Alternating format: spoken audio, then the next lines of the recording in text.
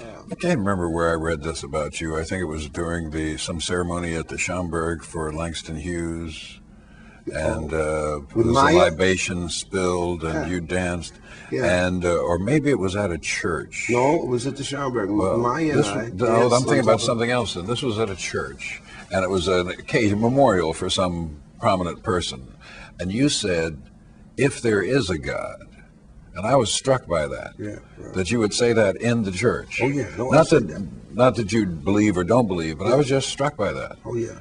No, I said that, to them, because that town is so small. Everybody in Newark knows my beliefs about everything, But they also know that I was raised in that church, and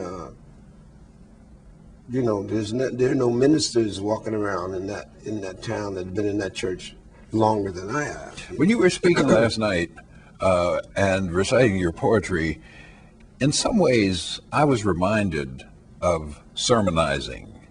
And I wondered if you took from early experiences in church this call and response pattern, this rhythmic back and forth, or That's the paradigm. I mean, that would be my first and strongest paradigm.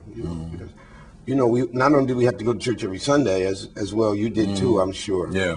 But we also went to some other services. God knows, Sunday school. Yes. BYPU, Baptist young people, all kind of wild stuff. Some weekends we even some weekdays we even went to prayer meeting.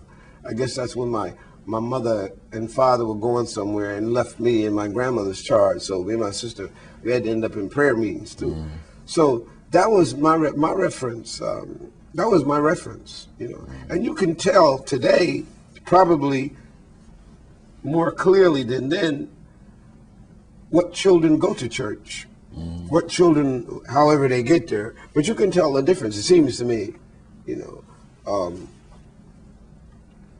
although my adventures in church were kind of mixed,